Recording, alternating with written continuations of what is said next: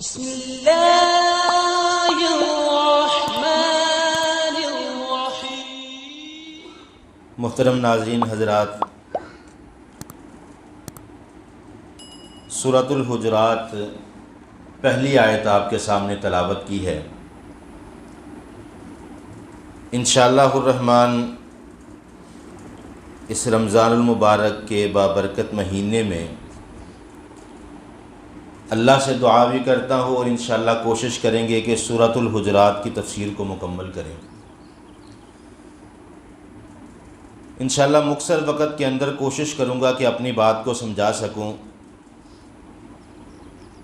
سورۃ الحجرات مدینہ میں نازل ہوئی۔ اس سورت کی 18 آیات اور 2 رکوع ہیں۔ سورۃ الحجرات اس کا شان نزول اور اس سورت میں جو احکامات نازل ہوئے ہیں، اس سورت کے اندر نبی مکرم جناب محمد الرسول اللہ صلی اللہ علیہ وسلم کے ساتھ گفتگو کے آداب، نبی مکرم جناب محمد الرسول اللہ صلی اللہ علیہ وسلم کے ساتھ اخلاق کے ساتھ پیش آنا، خصوصاً ان احکام کو ذکر کیا گیا ہے۔ سورۃ الحجرات کی پہلی آیت بڑی ہی جاندار ہے۔ اللہ رب العالمین نے اس سورت کی ابتدا ان الفاظ سے کی، یا ایھا الذین آمنوا، ایمان والوں کو مخاطب فرمایا۔ قرآن پاک میں بے شمار آیات موجود ہیں جن میں اللہ رب العالمین نے یا ایھا الناس، پوری کائنات کے لوگوں کو مخاطب فرمایا۔ جب اللہ رب العالمین یا ایھا الذین آمنوا، ایمان والوں کو مخاطب کرتے ہیں، وہاں پر ایک ایسا حکم نازل فرماتے ہیں جو دین اسلام کا حصہ ہوا کرتا ہے، جس کے بغیر دین کے اندر، ایمان کے اندر کمی واقع ہو جاتی ہے۔ اور سورۃ الحجرات کی پہلی آیت میں اللہ رب العالمین نے یا ایھا الذین آمنوا، ایمان والوں کو مخاطب فرمایا، اور پھر اللہ رب العالمین نے فرمایا لا تقدموا بین یدی اللہ ورسولہ، کیا ایمان والو اللہ اور اس کے رسول سے آگے مت نکلو، واتقوا اللہ، اور اللہ سے ڈرتے رہو، ان اللہ سمیع علیم، کیونکہ اللہ رب العالمین کا علم بہت وسیع و عریض ہے۔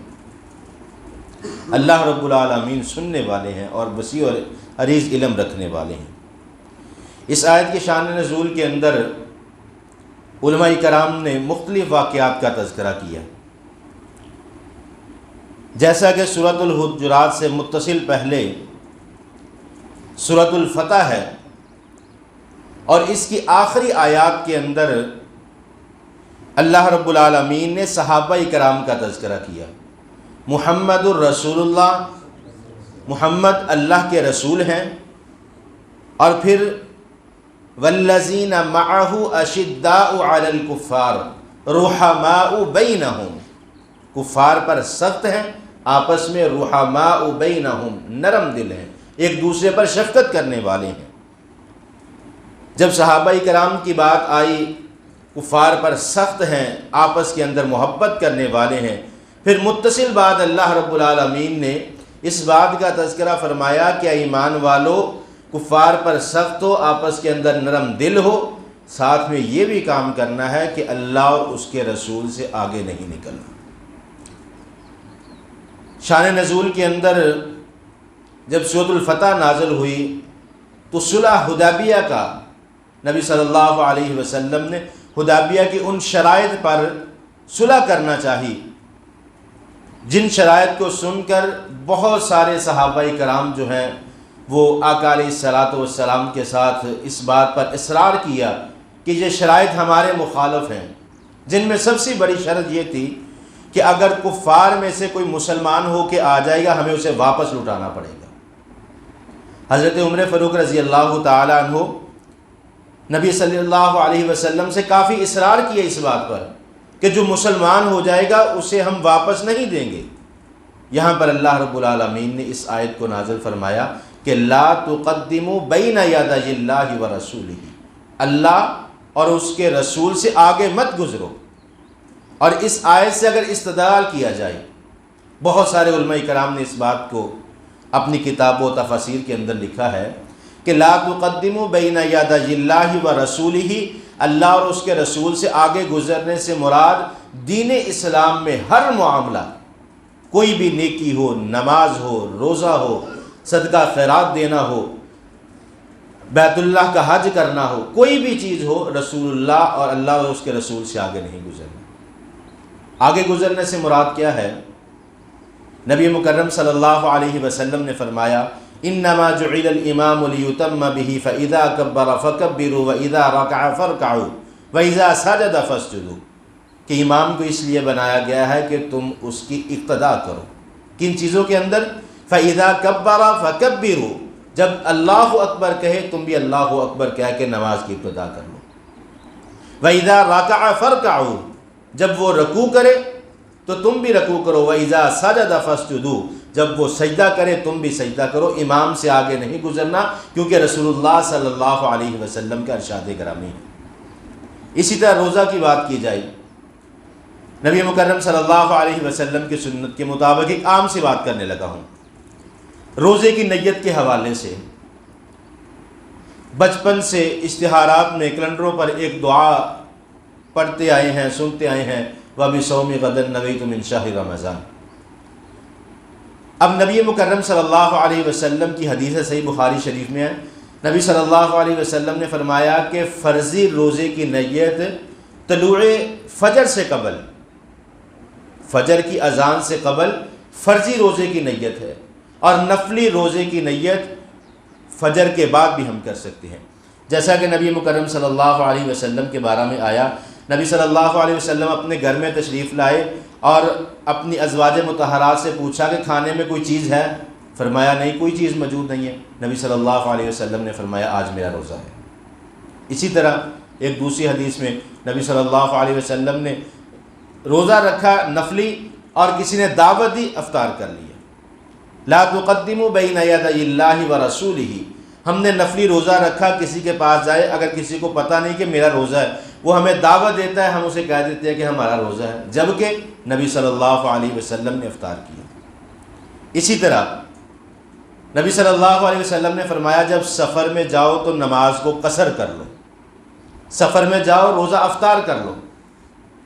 ایک سفر کے موقع پر لمبی حدیث ہے، مختصر عرض کرنا چاہوں گا، عصر کی نماز کے بعد نبی صلی اللہ علیہ وسلم نے فرضی روزہ افطار کرنے کا حکم دیا، جبکہ روزہ پورا ہونے میں چند لمحات باقی تھے، تھوڑا وقت باقی تھا، اور صحابہ کرام اس بات پر قادر تھے کہ ہم روزے کو مکمل کر سکتے ہیں، لیکن نبی صلی اللہ علیہ وسلم نے خود بھی روزہ افطار کیا اور صحابہ کرام کو بھی روزہ افطار کرنے کا حکم دیا۔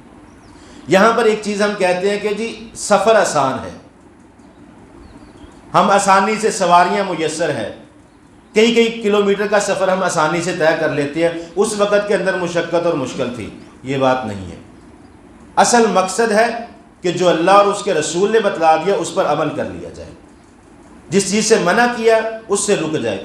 میں عرض کرنے لگا تھا وَبِصَوْمِ غَدًا نَوَيْتُ مِنْ شَهْرِ رمضان کے حوالے سے، اگر اس دعا کا ترجمہ دیکھا جائے تو میں نیت کرتا ہوں کل کے روزے کی۔ صبح کے وقت ہم اس دعا سے نیت کرتے ہیں اور نیت اگلے دن کی کرتے ہیں، جبکہ یہ کسی بھی صحیح حدیث سے ثابت نہیں ہے۔ نیت کا تعلق انسان کے دل سے ہوتا ہے، اور اسی آیت میں اللہ رب العالمین نے لا تقدموا بین یدی اللہ و رسولہ واتقوا اللہ، اگلے الفاظ کیا بیان فرمائے کہ اللہ سے ڈر جاؤ، یہ نہیں کہ کوئی نہیں دیکھ رہا ہم یہ کام کر لیں، بلکہ تقوی، جس کے متعلق نبی صلی اللہ علیہ وسلم نے فرمایا، اپنے دل کی طرف 3 مرتبہ اشارہ کر کے فرمایا التقوی ہا ہونا، التقوی ہا ہونا، التقوی ہا ہونا۔ تقوی دل کی وہ کیفیت ہے جو انسان اللہ سے ڈر جاتا ہے، نبی مکرم صلی اللہ علیہ وسلم نے فرمایا 7 قسم کے لوگ ایسے جن کو اللہ رب العالمین اپنے عرش کا سایہ عطا فرمائیں گے۔ ان میں سے ایک شخص وہ ہے جس کے دل کے اندر تقوی ہے، خوف ہے، اللہ کا ڈر ہے۔ رات کے تنہائی کے عالم کے اندر نبی مکرم صلی اللہ علیہ وسلم نے فرمایا کوئی اسے دیکھ نہیں رہا، کسی کو پتہ نہیں، رات کا اندھیرا ہے، یہ اپنی نماز کی جگہ پر آیا، نماز پڑھی، سجدے میں گیا، گناہوں کو یاد کیا، دل میں اللہ کا خوف آ گیا اور آنکھوں سے آنسو کا ایک قطرہ اس کا نکلا، اللہ رب العالمین نے جہنم کی آگ سے آزادی عطا فرما دی۔ ان اللہ سمیع علیم، اللہ رب العالمین سننے والے اور جاننے والے ہیں۔ اس سورۃ الحجرات کی پہلی آیت کا جو ترجمہ اور تفسیر ہے، اس میں جو ہمیں سبق ملتا ہے صرف اطاعت اللہ اور اس کے رسول کی کرنی ہے۔ جس چیز کا حکم دے دیا اس چیز کو کر لینا ہے، جس چیز سے منع فرما دیا اس سے رک جانا ہے، یعنی بدعات سے بچنا ہے۔ نبی صلی اللہ علیہ وسلم پر جب دین کو مکمل کیا گیا، الیوم اکملت لکم دینکم، کہ دین کو مکمل کر دیا گیا، اگر ہم سمجھتے ہیں کہ دین مکمل نہیں ہوا، یہ کام کرنے سے ہمیں نیکی مل جائے گی، یہ ہماری غلطی ہے، کیونکہ یہ رسول اللہ سے آگے نکل جائیں گے، اور جس چیز کا حکم دے دیا اس سے ہم کمی نہیں کر سکتے۔ بالکل دین کے پیمانے کے مطابق جب ہمارے اعمال ہوں گے اسی وقت اللہ رب العالمین ہمارے اعمال کو قبول فرمائیں گے۔ میں اللہ سے دعا کرتا ہوں اللہ رب العالمین ہمارے اعمال کو قبول فرمائے۔ اللہ رب العالمین ہمیں لا تقدموا بین یدی اللہ ورسولہ، اس کے مطابق اعمال کرنے کی ہمیں استطاعت عطا فرمائے۔ واقول قولی ھذا استغفر اللہ لی ولکم۔